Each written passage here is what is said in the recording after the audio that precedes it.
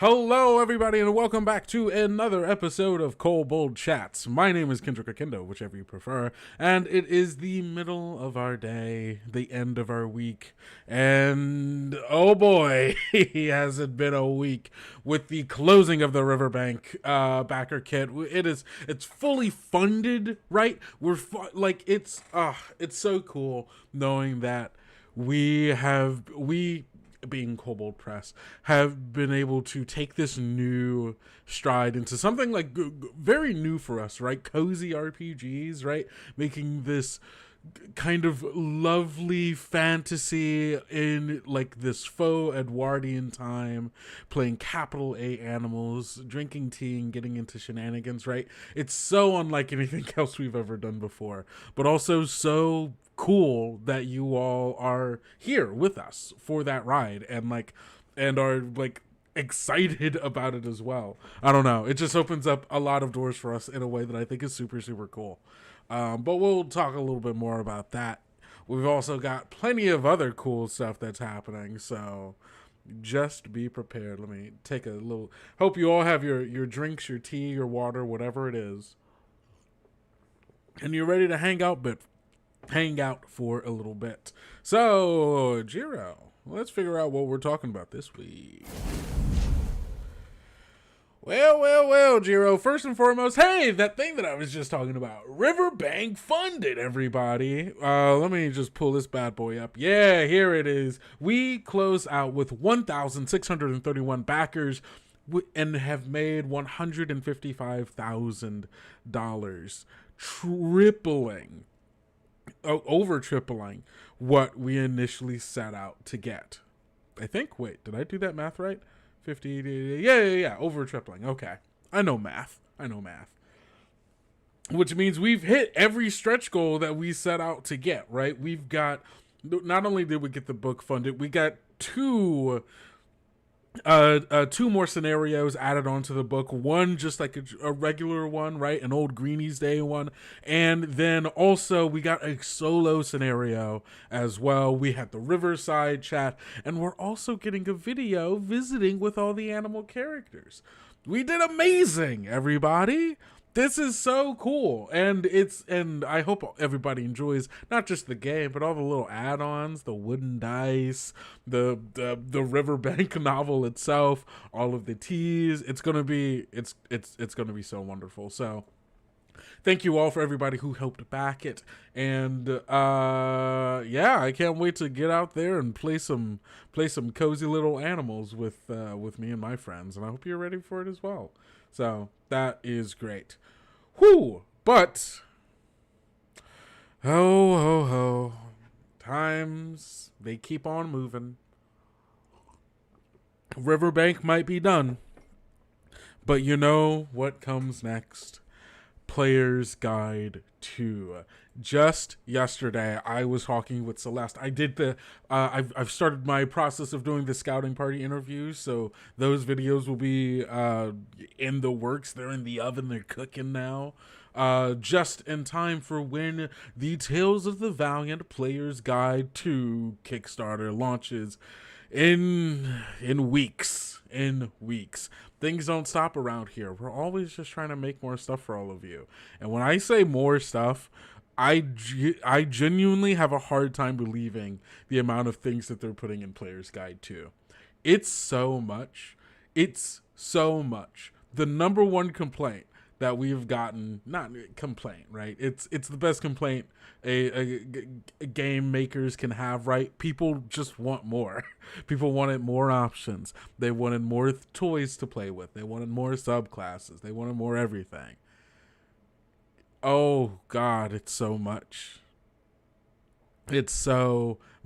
I don't know if we've gone public on the date that it will launch yet, so I personally cannot say the specific one, so please do sign up to get notified, but I'm going to let you know it's not that far away.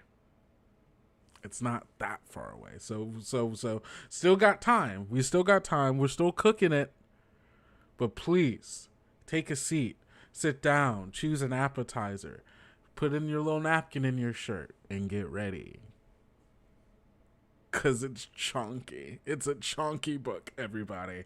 So please head on over to the Kickstarter page and oh wait, did I? There we go. Yeah, you can head on over to the Kickstarter to sign up to get notified.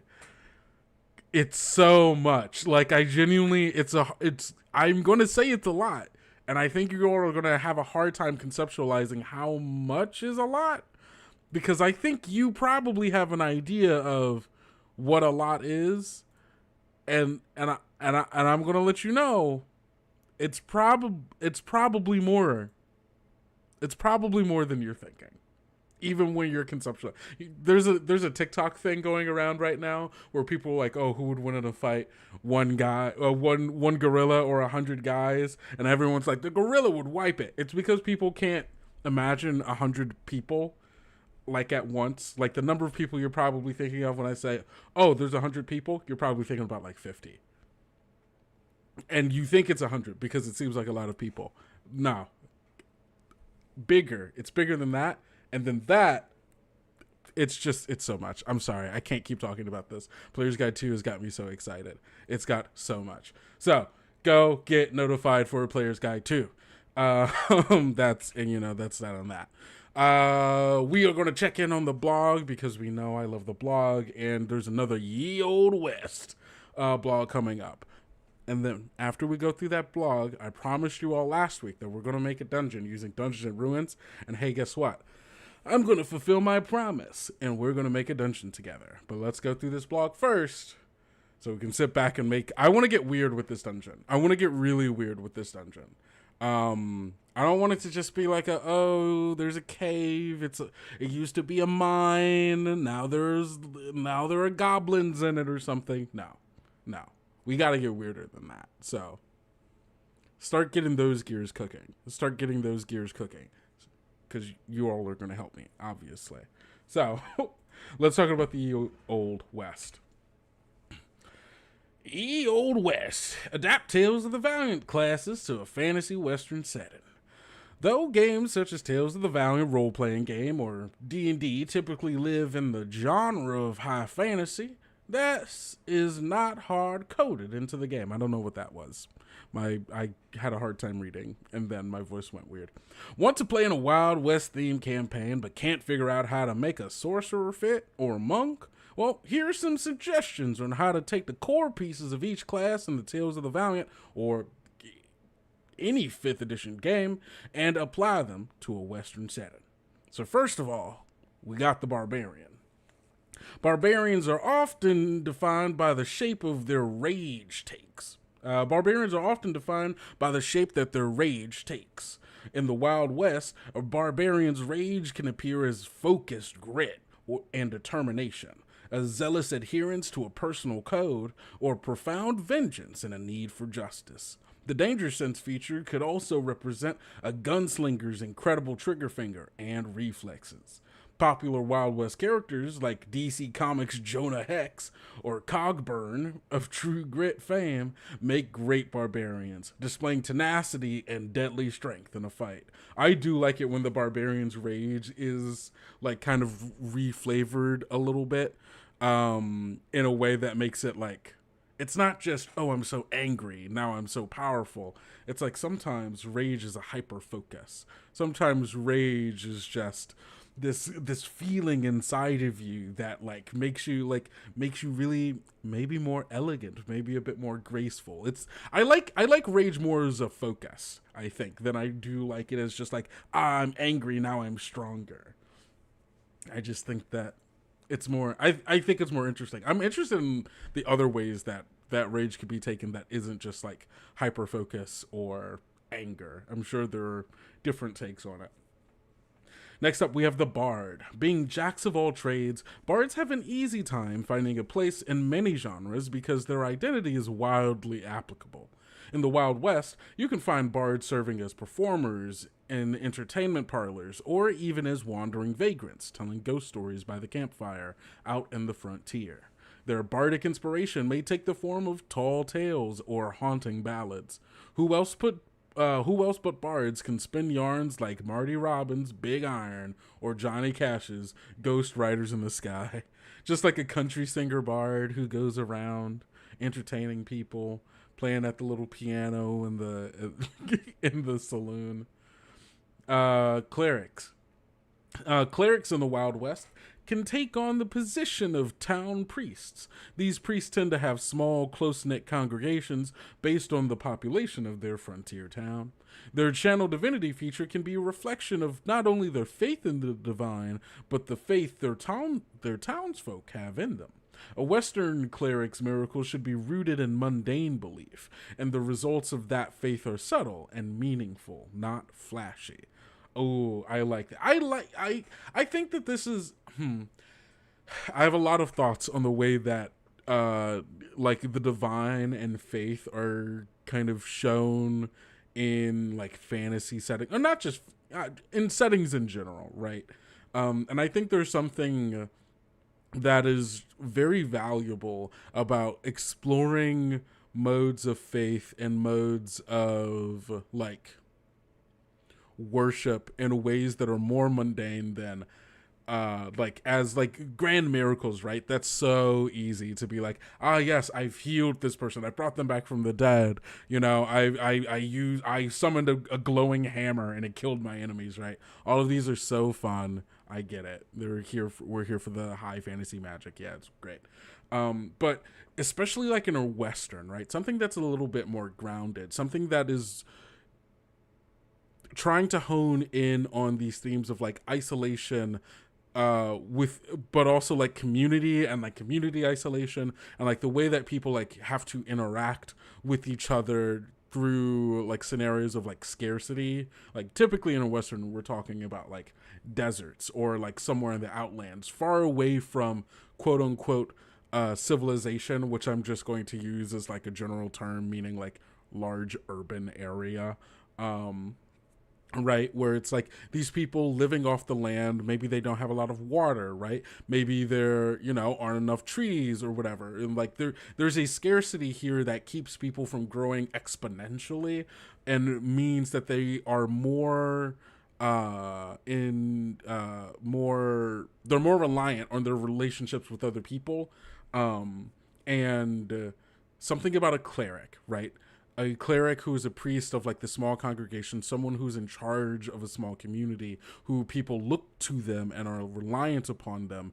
And maybe this town doesn't have a lot, right? We don't have a lot of money. We don't have a lot of resources. One of the few things that keeps us moving is our faith in like whatever deity, right? That keeps us, that gives us purpose. It gives us structure in our life, right? And the way that clerics it's interesting playing with like how faith in those situations may be incredibly hard, right? Because you don't have a lot of things. You do have to suffer. Maybe bad things happen. Maybe there are bandits and all these people trying to exploit you, so on and so forth. Something about playing a cleric who has to juggle all of these things, and in a world that typically is more like low fantasy, less magic, right? Being able to show the power of your community's faith, or maybe even your faith in your own, you know, creed and God or whatever, and how that can help people in like more like in smaller ways, and like having to use those as like the evidence of like your faith having power, right? I think it's just something interesting to play with in restaurants, just like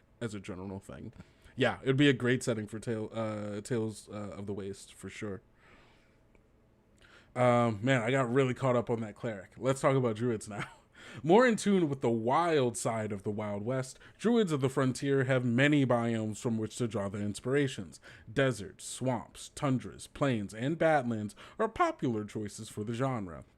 Many cultures and tribes prefer to live in the wilderness instead of towns, using folk medicine and herbal cures to maintain the health of their people. Western druids can draw inspirations from these cultures, making their nature spells natural remedies harvested from the wilderness.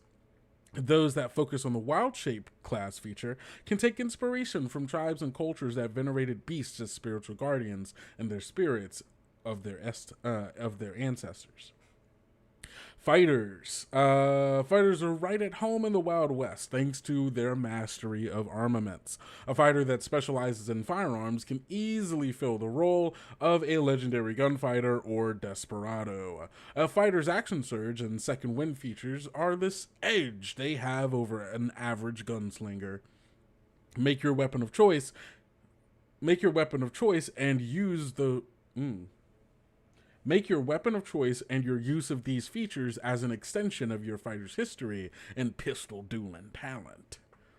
This one's going to be interesting. Mechanists, with their shard of creation and augments, can be excellent peddlers of wares, both exotic and dangerous. The Wild West had its fair share of salesmen trying to make a quick buck with snake oil and miracle cures. Your inventions, however, are the real deal. If you're not interested in the traveling salesman angle, you can easily make your mechanist the town gunsmith, providing firearms or other mechanical marvels to whichever side of the law pays best. Ooh, now I'm imagining like a black market arms dealer who's selling weapons to bandit camps and stuff like that, but also selling it to the law or the other or just the people in the town so that they can take care of themselves. Just a very, very lawful neutral, a very lawful neutral arms dealer. God. Next up, we've got the monk. An easy way to find place in the Wild West for a monk is to find the places where hand-to-hand combat is expected and to build off of that. Perhaps the most iconic place brawls break out in the Wild West is the saloon, with a good old-fashioned bar fight. A monk's techniques and unique combat mastery could be the results of their experience with improvised weaponry, such as chairs and bottles, and the close quarters of the saloon. Alternatively, a monk specializing in weapons could represent that through trick weaponry Sorry, my brain is getting mixed up with words. Alternatively, a monk specializing in weapons could represent that through trick weaponry, such as a lasso, knife, or whip. Gotta have an Indiana Jones whip fighter. Paladin. The defining feature of the paladin is their oath, which overlaps extremely well with the code a character in a Western follows. Paladins in the Wild West may make an oath to the law, much like a sheriff, deputy, or other type of lawkeeper.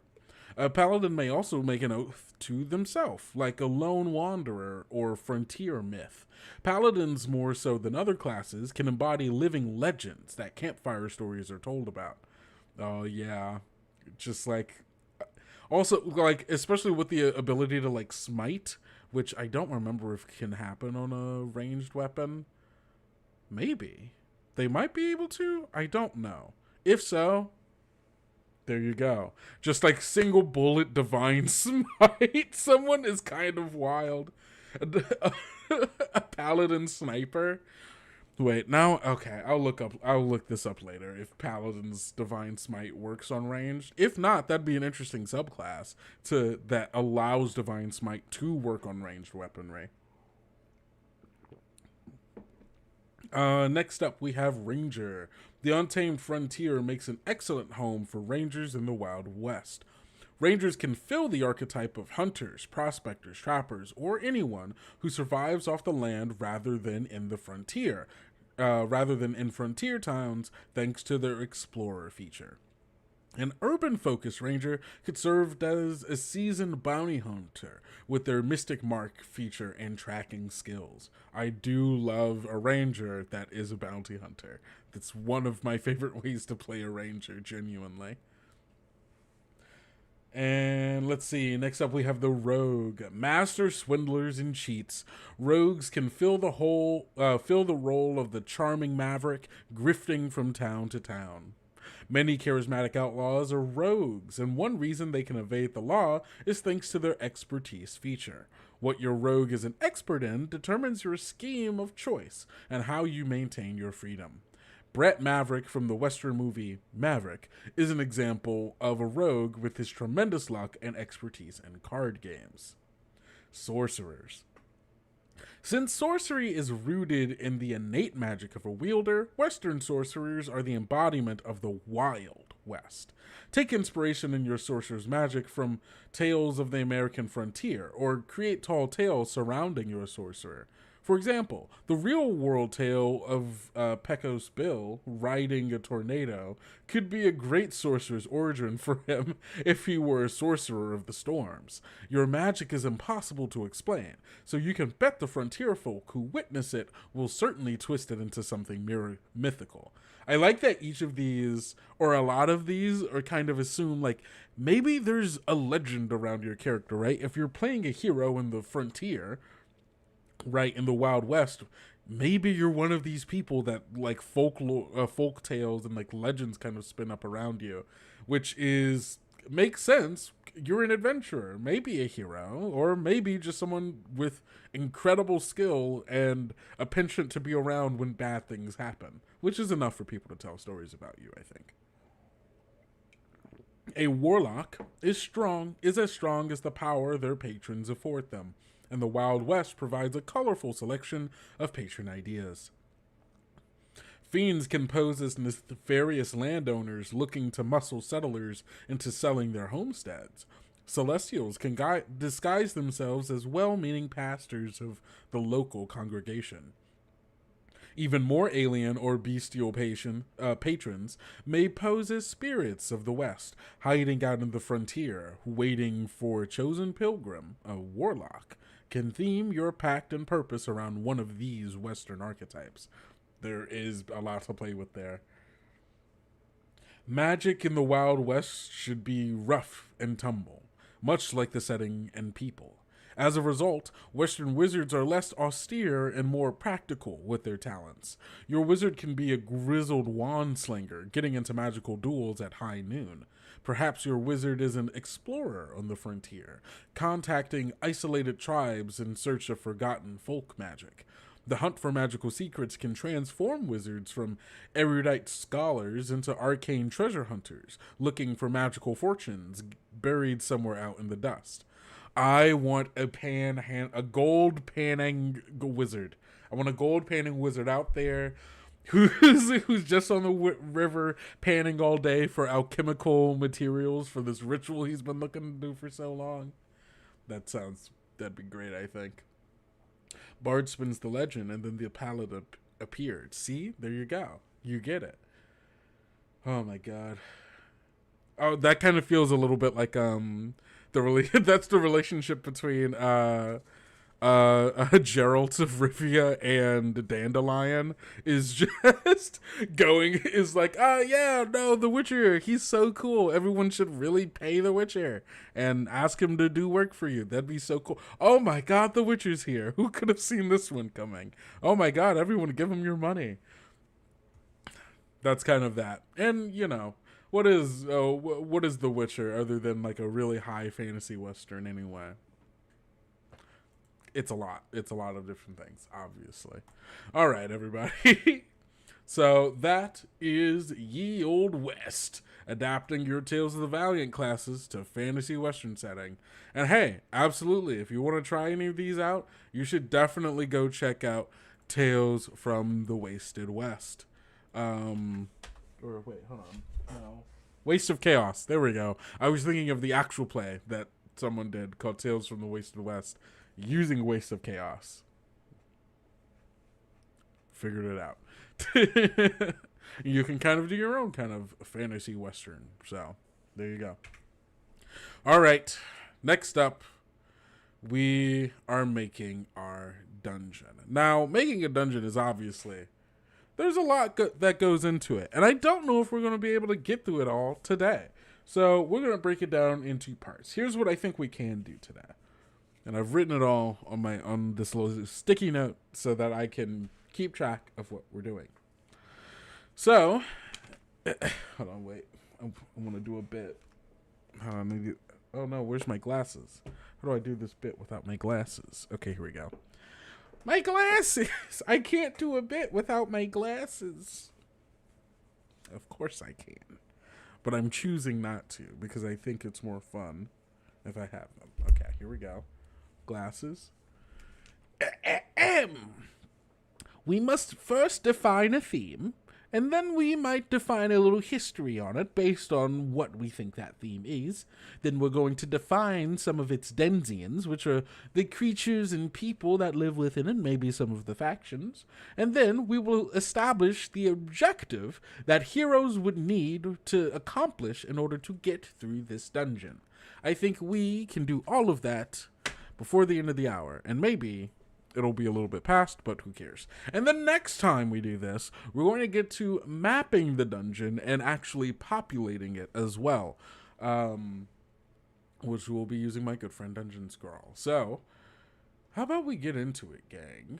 Let's dig in. So we have Campaign Builder, Dungeons and Ruins. And over here, you'll see we also have the Dungeon Sheet. These are the things that we are going to be using to give us, what we need here. Actually, I can make this a little bit bigger. And so because I can't, I will. Awesome. So you see we have the name of the dungeon up here. There's the theme. Here are the factions. This is where factions and groups are going to go.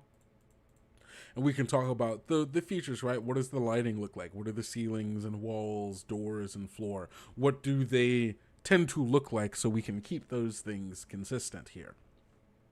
There's also a wandering monster table, random treasure table here, and some adventure notes, and then threat level stuff, which we don't have to get to today. And then there's stuff like entrances and like notes about if any of these, are important for us. And if you had printed this out and were using it yourself, hey, look, you've got a whole little area to talk about your map and write your map on, which I think is cool. But we are not going to be using that today. So, first and foremost, we can't name it until we know what it is, right? We need to know what kind of dungeon this is.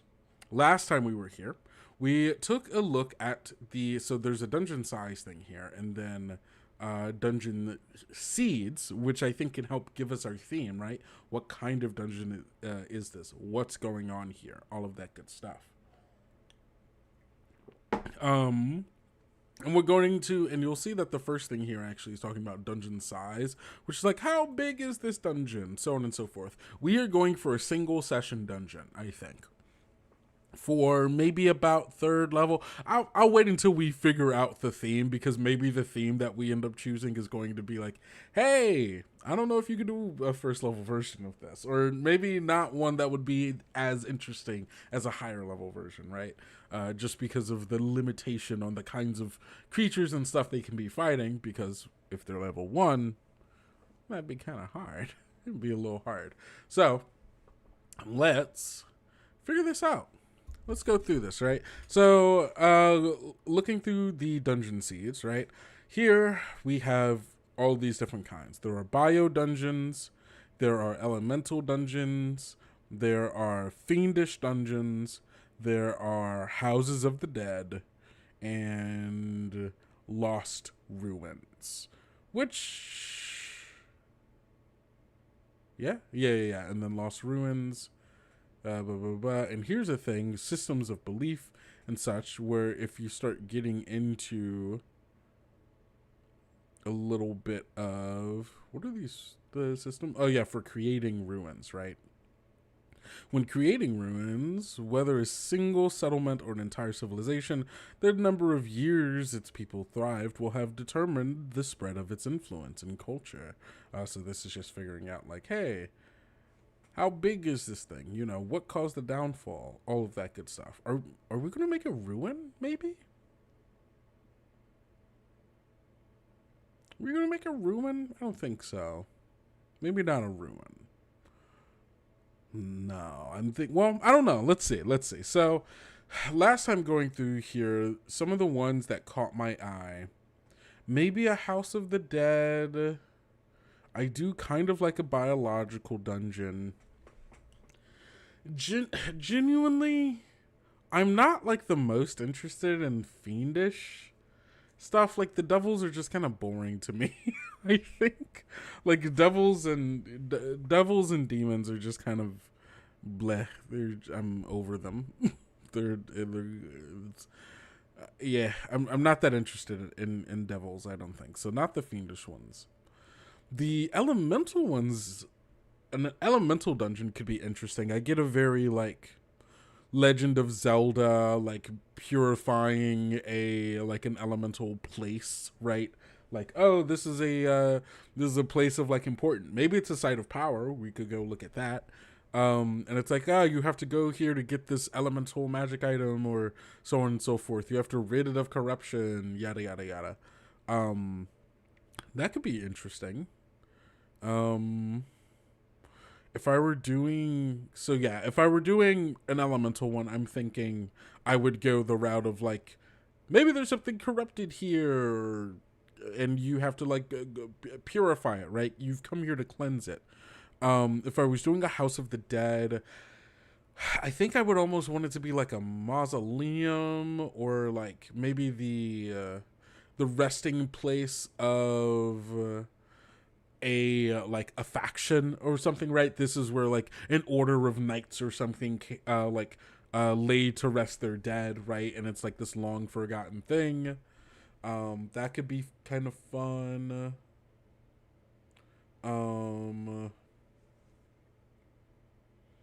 Arcane Morgue is kind of interesting.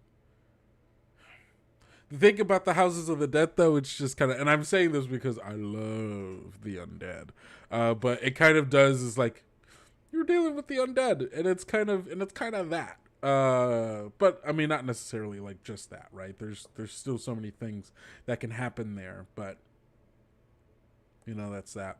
And then biological dungeons, I also think are fun, right? Because I love mushrooms. I love like mycelial like folk and like weird like stuff to do with that. I always think that's really cool. Like the fungal enclave, I think could be fun, and maybe the sentient sanctum as well, right? Enigmatic interlinked structures incorporated into the digestive tract of a massive creature, right? Where it's like this is a thing you were inside. That could be fun. I don't know. Do you all have any thoughts? Is anything kind of jumping out to any of you is like, this could be cool? Because I think right now my highest ones are maybe Fungal Enclave, and Elemental Dungeon. Not super sure on specifics about that as of yet.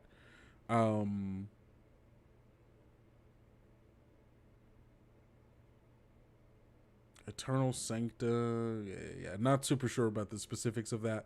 And then maybe a House of the Dead. Lost Ruins could also. Oh, I guess the thing that I'm thinking of for maybe I can like kind of mix together like Lost Ruins and the House of the Dead, because I think that's kind of the direction that was going. Fungal sounds awesome. I do kind of like Fungal. I do like Fungal. I don't have any concrete ideas on like what a fungal one would look like, but I do like a fungal. I do like a fungal. I do like mushrooms. I think mushrooms is both an aesthetic, and also is like a weird potential like creatures that like interact in ways that we don't fully understand. Kind of dips into horror a little bit. I always have a good time with that. Let's see.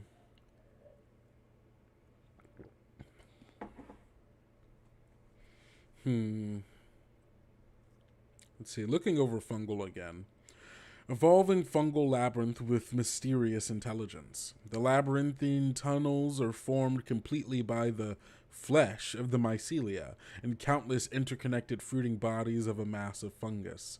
There is a near constant change in the layout as tunnels merge and divert. Towering mushrooms bloom overnight into spires and more specialized features. The mycelium strands maintain a space, reclaiming all organic remains and sequestering anything else. A delicate mix of earthy fragrances pervade the space, along with the subtle glow of bioluminescence. Shimmering spore clouds drift on the air, and the surfaces have a soft, rubbery consistency. Though somewhat fragile, any damage is quickly filled in with a jelly-like substance, creating beds primed for fresh growth. Okay. Okay. The environmental threats represents one of the possible ongoing environmental conditions of the dungeon. Spore storms, sudden spore plumes, or drifting spore clouds can trigger hallucinations that disorient or confuse the living, making navigation challenging and hastening their demise, and further contributing to the Enclave's sustenance. Fun.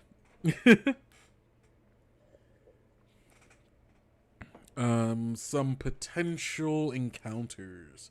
Ascendance capsules. A chamber contains magical capsules. When consumed, allow for communication with the fungal enclave and grant temporary fungal abilities, such as spore release or mycelial transportation, which might be helpful to the PCs. Mycelial surges. Oh, creating like limbs, barriers, symbiotic growth. Feels like the fungal enclave could kind of easily mix a little bit into the sentient sanctum, right? If the enclave itself is sentient, right? It's all of these connected mushrooms and like mycelial growths. It feels like there could be a lot of like, it is as alive as all of the people that are like a part of like the communities that live inside of it. And maybe even the enclave itself is like a collection of all of the minds of those who have passed and have been like kind of put back into the earth and back into the enclave, and like, you know, you rejoin. Ooh, I do kind of, that's kind of, there's something interesting about that, I think. Old Margrave connection. Oh, is there an Old Margrave connection here? I don't know enough about the Old Margrave, obviously, to say. But yeah, there is like kind of like how the Old Margrave is like an alive thing, right? That has whims of its own and has feelings about the people who are inside of it. Maybe it's that kind of thing as well, which could be interesting.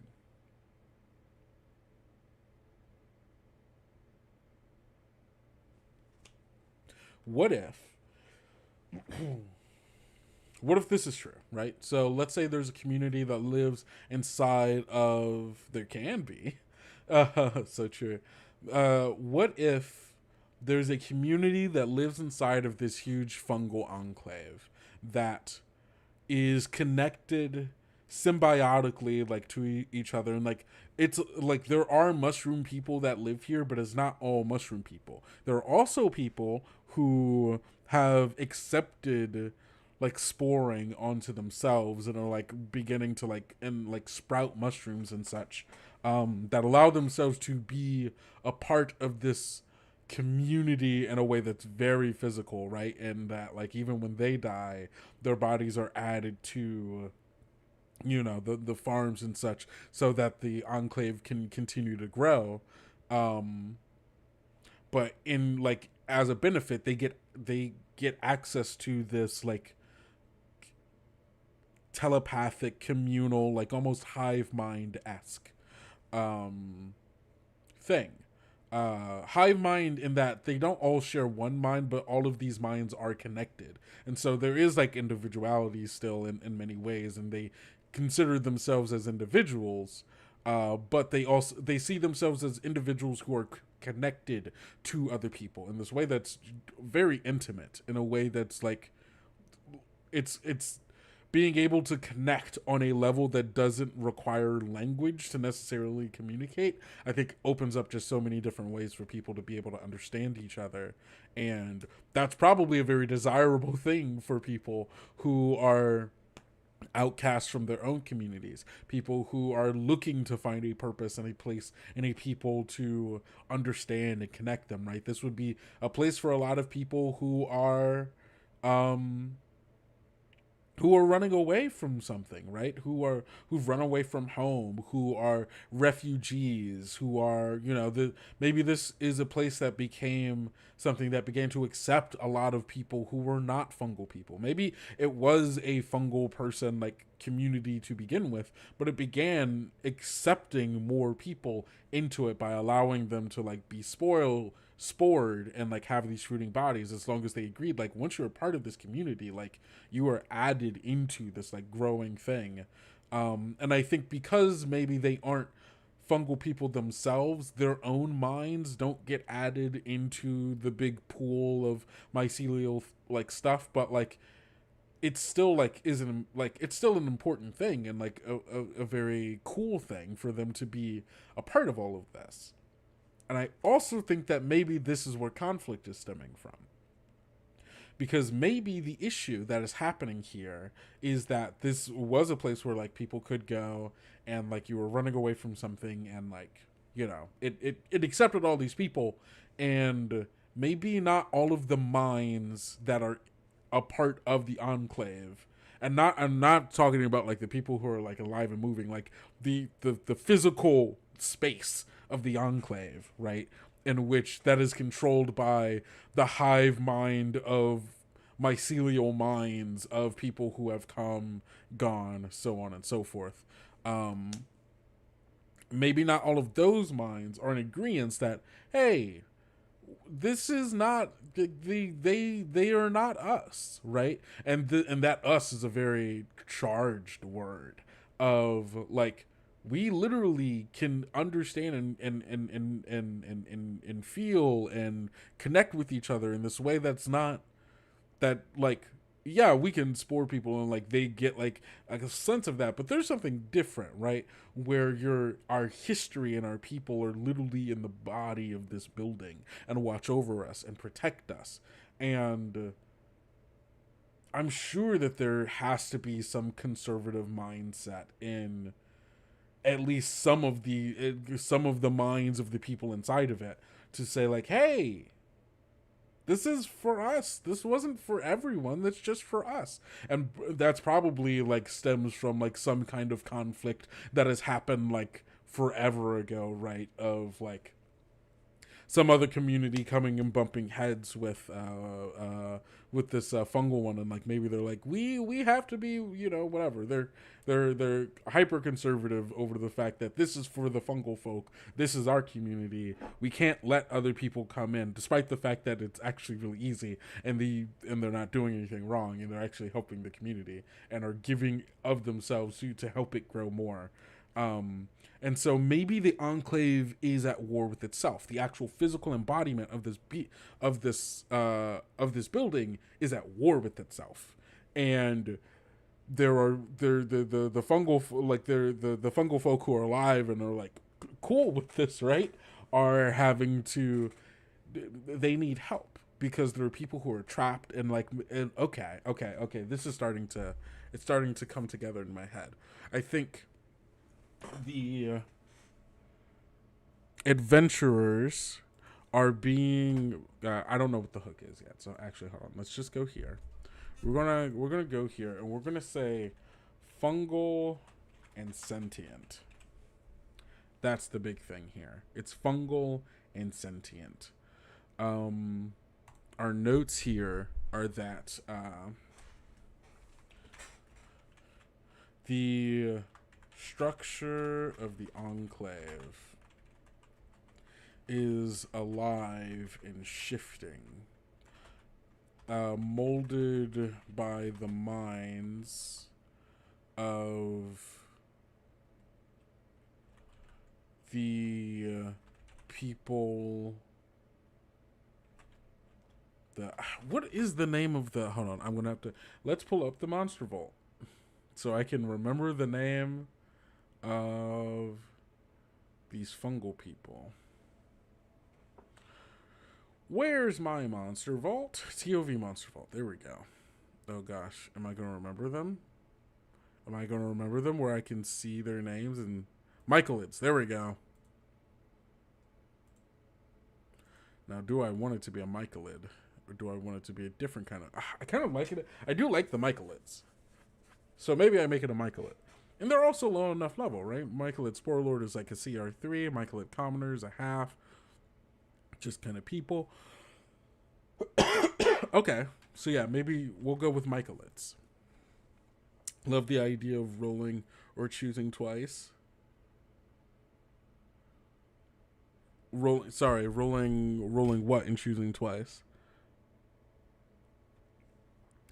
I don't know if I know what thing you're talking about specifically. What was I saying? Oh yes. Okay. Structure of the enclave is alive and shifted, molded by the Michaelids. By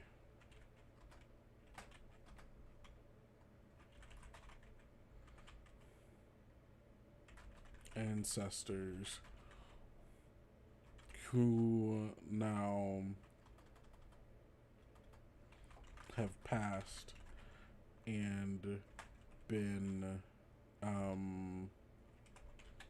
embraced by the mycelial hive mind.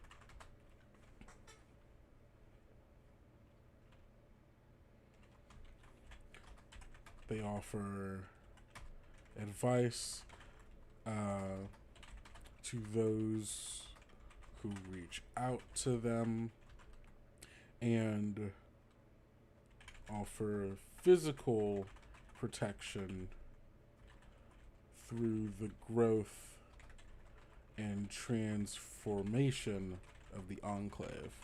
Instead of fungal incense. Oh, yeah, absolutely. Oh yeah, because you could get a lot of weird things out of this, right? Where like if you were to roll and go, oh, I got the eternal Ember Sanctum. That's also a family crypt. What is that? Right? What is that? What does that look like? I got an arcane morgue. That's also the arena of the damned. What do you do with that one? That's that's an actually really fun way to get really weird with it, I think. So with going with Sentient Sanctum, actually, so here's this is environments talking about the way that it thinks it is, right, as a inside of the digestive tract of a massive creature, but there might be some things that we can use here, right, where the environment is regurgitation pools, pockets within the creature hold undigested remnants of previous meals in the form of hazardous pools. Yeah, I don't think that's this so much, right?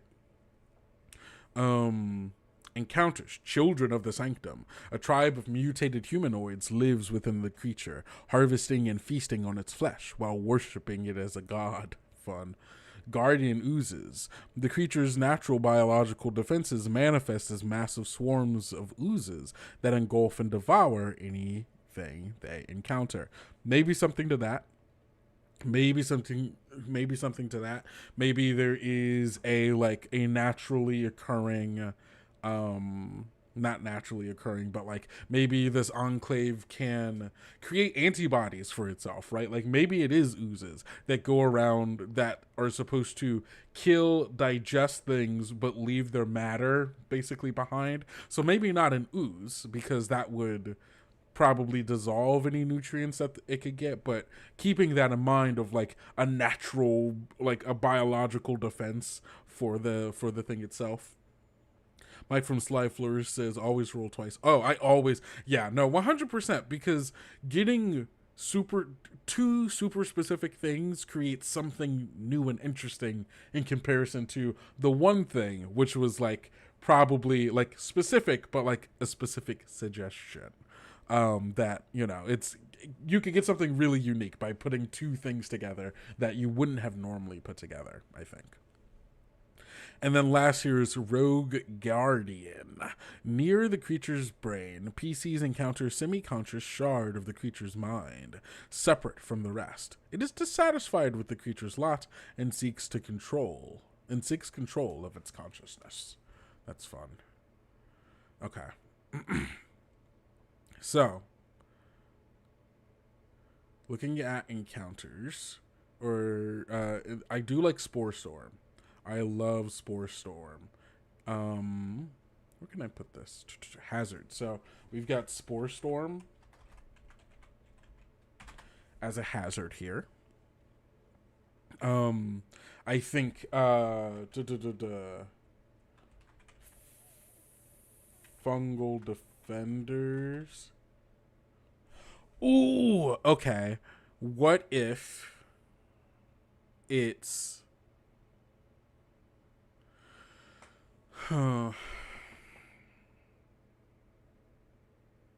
what could it be? What could it be? It should be something that I don't think it should necessarily. I don't think it needs to be something that is like, I have to search for something, right? Because if this place is alive, it should know, or like, and there are minds in it that can perceive. There should be, it shouldn't need to have to search for anything, or it should be very easy to search for things. Maybe there are like fungal sensors. Yeah, maybe there are like some kind of like fungal sensors that give the minds inside of the enclave like a sense of like, what do things look like, so on and so forth. Not quite like a camera, but something like that. Would spores do the trick for that? Or maybe it's more like nerve endings, right? Well, maybe the walls, and if the walls and floor themselves are like made out of the like mycelial flesh, it could be like areas of like high sensitivity, right? Where it's like, oh, this is like,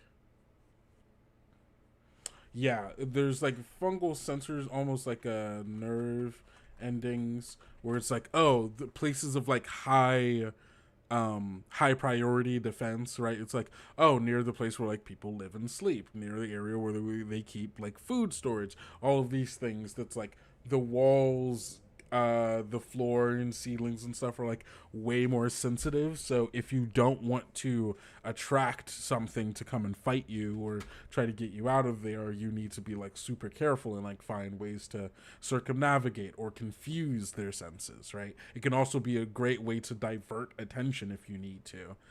So it can have a lot of uses either way there.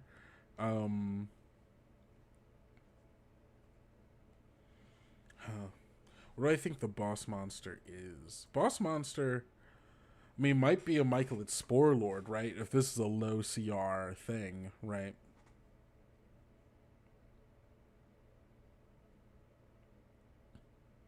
Could be. What if one of the mines are like trying to take over? Want to build a Dryad Indiana Jones to run in this dungeon? Yeah, that'd be fun. That'd be sick.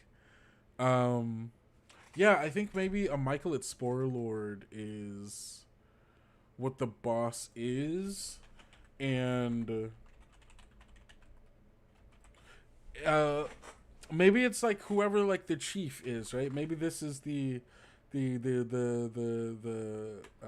leader of this community,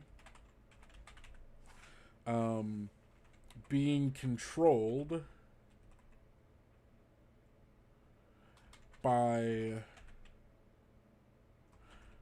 the previous leader's mind. Like went to like was having an issue, so on and so forth, went to the ritual room where you commune with the minds of, you know, whoever it is that you want that's a part of the enclave. And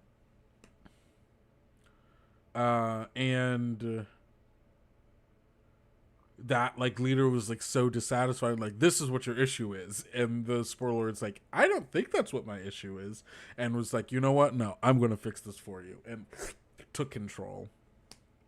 And so it's not just, oh, you have to kill the Mycalid Spore Lord. It's, well, you could, it wouldn't change anything, right? Because the mind, like, unless you killed this Spore Lord, while like the mind of the other person hasn't been given back to the enclave as a whole, then maybe it would cut it off. But also, this guy wasn't a bad guy, he's just being controlled, so you have to figure out, what do you do with that mind, and how do you potentially even separate them.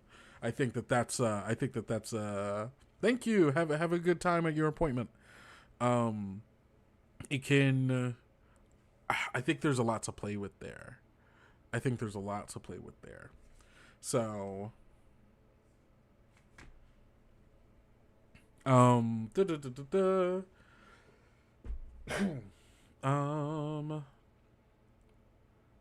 So this is Wandering Monster Table. I think that, like, obviously we're going to find, like, 1d4 plus 1 Mycolid commoners.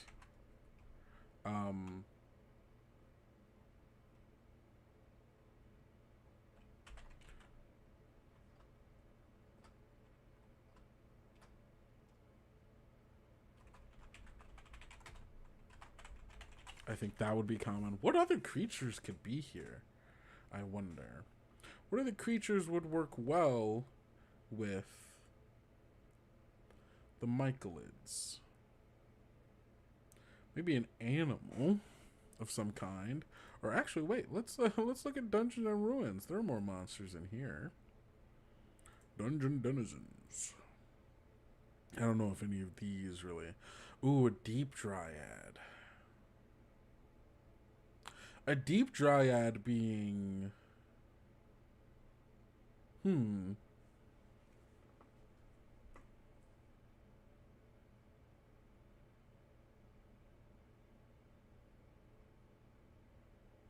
deep dryad being like the guardian of this place could be kind of interesting. Or even like,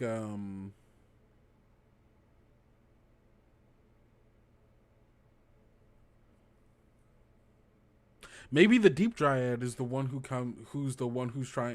asking for help.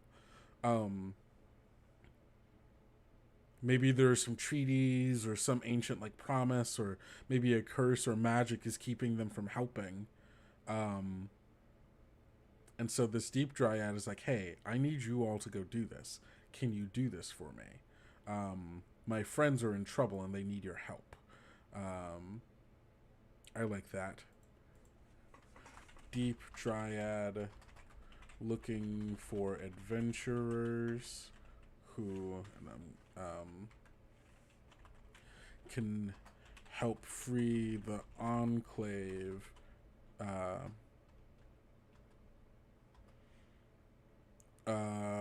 from the Spore Lord, who has gone mad and taken control. But maybe it's just one guy. It's not even like a bunch of people. It's not even a bunch of minds in the Enclave. It's like maybe a couple, but none of them are like that. They're like, okay, this is weird and we don't really know what's going on, but hey, this is what the people want. It's what they want. And there's just this one guy who's like, no, I want it to be the way that I want it to be. No non-mushroom people can be here. And like that guy just sucked. And also happened to be the person that the spoiler talked to. And so maybe the Enclave itself is maybe trying to help. You know, maybe they're trying to help, but they're having to fight back against this other the Spore Lord, who has so much control over the mycelial growths and stuff, and knows everything that they also know. So that can be an interesting way to do it. The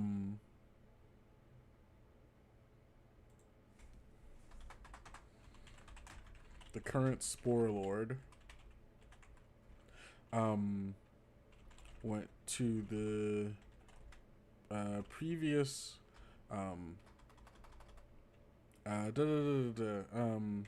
went to the previous Spore Lord, the current Spore Lord was troubled and reached out to the Enclave, to the minds of previous Spore Lords for assistance with an issue regarding lack of I don't know what the issue is. The issue regarding the Enclave. That Spore Lord took one of the Spore Lords took advantage of them and took over their body and is using their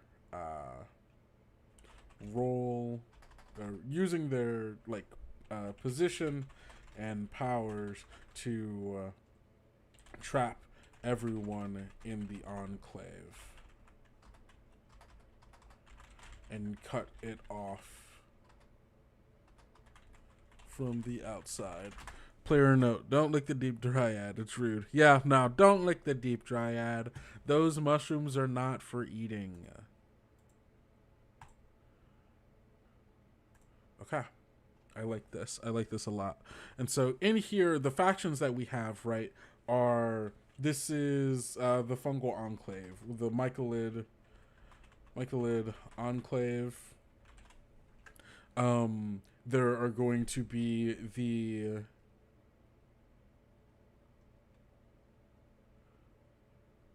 They call them late bloomers.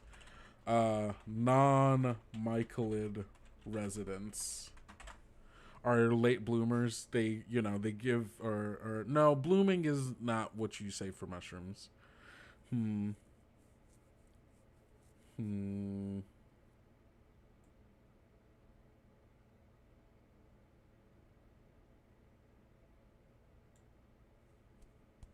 Late sporing.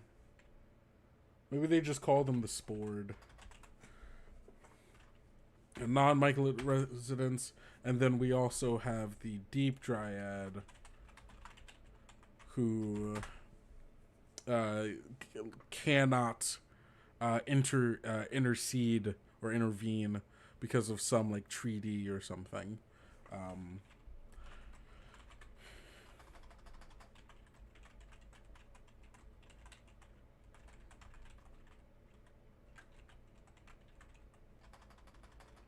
An ancient agreement that she still holds to. Love that.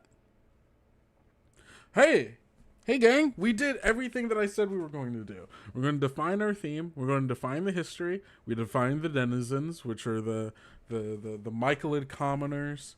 I think there's always a chance of coming across the Spore Lord. Oh, I did want to find another creature that might be going through. I forgot about the enameline. That might be going through this place as oh, hey, we eat things or something, or we digest stuff. I'm not quite sure yet, but hey, that's why we're going through Monster Vault real quick. See if there's anything that catches our eye. Oh, maybe they're controlling the skeletons or the zombies of other... Oh, I know. What are they called? Here they are, the Sporeborn.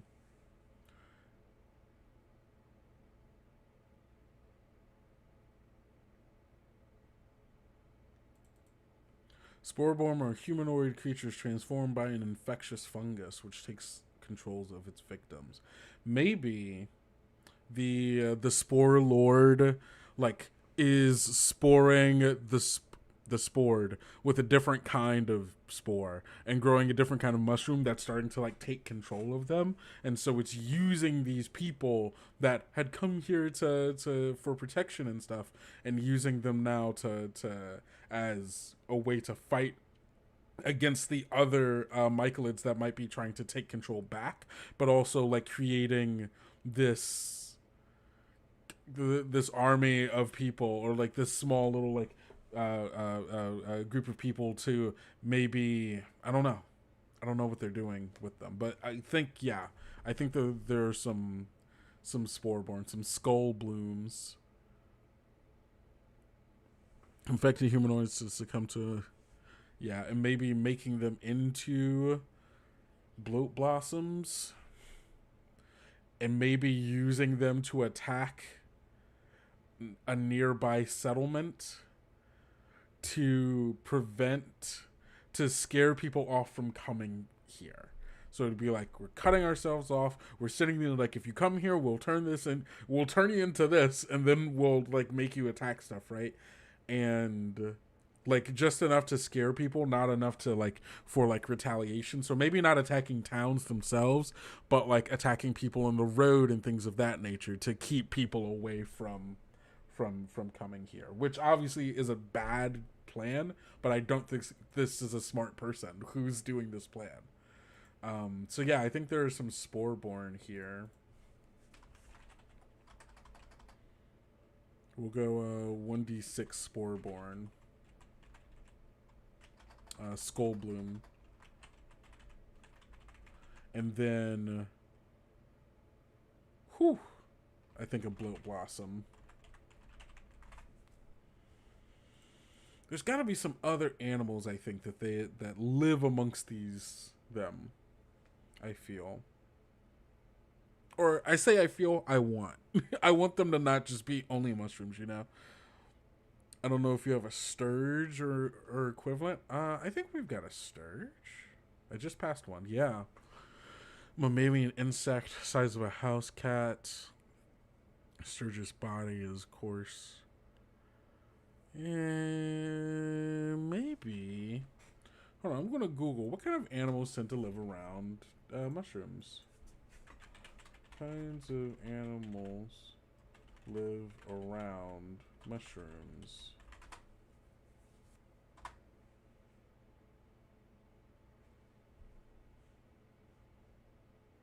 Fly larvae. Maybe. Maybe it is sturges. Maybe the sturges use animals associated with fungi. Yeah.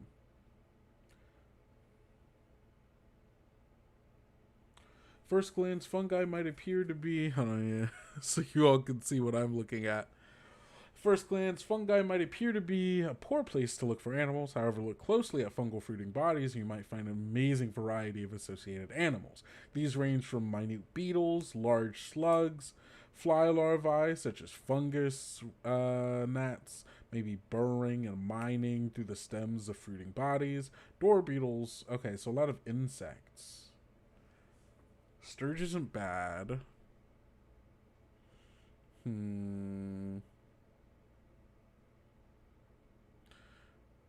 Maybe like a larvae of some kind. Kind of worm.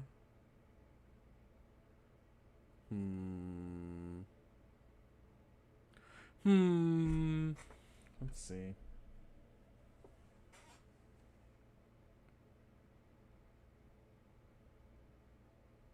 Giant eagle. That's a cool eagle. Are there any giant beetles? What would that look like?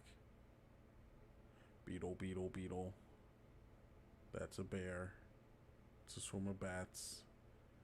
Come on, there's got to be a giant beetle of some kind. Of some kind. Beetle. Beetle. Beetle. Bullet? Not the same. Not the same creature at all. Oh, that's cool, though. God, the art is so cool.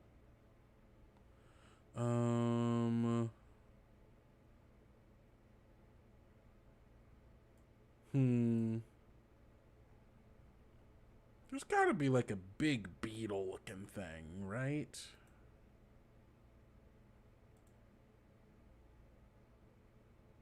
It's gotta be.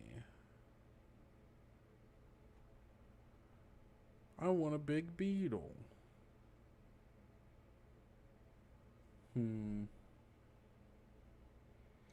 Any slugs? Giant slugs. I guess I could make a giant slug if I really wanted to. Yeah, have they domesticated any animals? Maybe it's a giant slug. A giant slug that's like with a cart of like stuff. Slimes and oozes maybe too. Yeah. It might be a slime that I'm thinking of, or an ooze. I do like giant slug though. Oh, an Altia. I think I'm gonna go with the giant slug, which doesn't have like any things here. Ooh, a rust monster? Nah, they wouldn't be here. I do this like a giant slug with a wagon attached to it. Yeah. I'm imagining like the giant slugs like just kind of like what do they eat? Wait, fungus eaters are okay, so slugs eat fungus.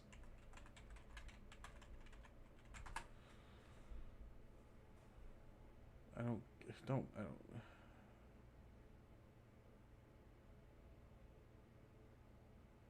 Okay, so slugs eat mushrooms. Okay, I like this. So yeah, I think giant slugs, and then yeah, like 1d4. Yeah, I like this. Okay. Racing snails, a la the Never-Ending Story. That'd be okay. I think that this is solid, right? And then light. Oh god, I think lighting is like bioluminescent mushrooms. Wait, do mycelids have dark vision? Because you got to think about these things. Are there any natural lights? Why would these people need lights? Oh, but sometimes there are non things. There are things here that don't have the same senses as mycelids. So yes, they've had to add lighting. Okay, cool. So there's like bioluminescent. I misspelled that.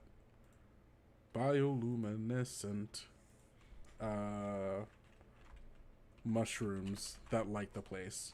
The walls are all mycelial flesh. Tragically, these are going to, and I hate that I'm going to, it's just a regular word. I'm going to use mycelial. Am I saying this wrong? How do you pronounce this? No, I was right. Okay, yeah. These are like mycelial sphincters that just like kind of open. Variety of mushroom caps. And then the ceiling, I mean, yeah, it's also mycelial flesh.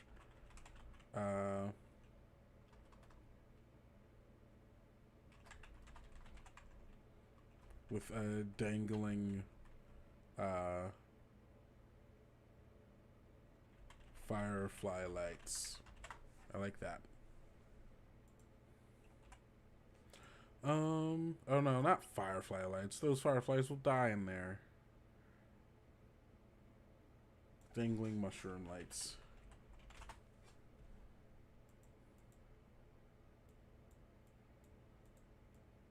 Okay. Cool. Look at that. And we'll call this, it's the Enclave. Don't have a better name for it as of yet. But hey, gang, look at this. This is so much. This is so much of the dungeon. At this point, it's just kind of mapping and figuring out like where things are and coming up with more details from that. But guess what? In like less than an hour, we have a good sense of what this thing is, of the story behind it, what our adventure is going to be, and like so much lore to like kind of still delve into, still like the history of this enclave and so on and so forth. So really enjoyed this, and I can't wait to get to the next step of it. Not this time, but probably next time. So with that, get on over here. Hey everybody, I hope you all enjoyed this episode of Kobold Chats. I know I sure did. Don't forget to go and get your get notified over Tales of the Valiant 2. No, Tales of the Valiant Player's Guide 2, which is now ready for everybody to get notified about over on Kickstarter. And there's so much stuff coming. And thank you all for being here. This has been a blast. And don't forget to go out, be bold, be brave, be valiant. And I'll see you here next time. Next week. Same time, same channel. See y'all. Whoa.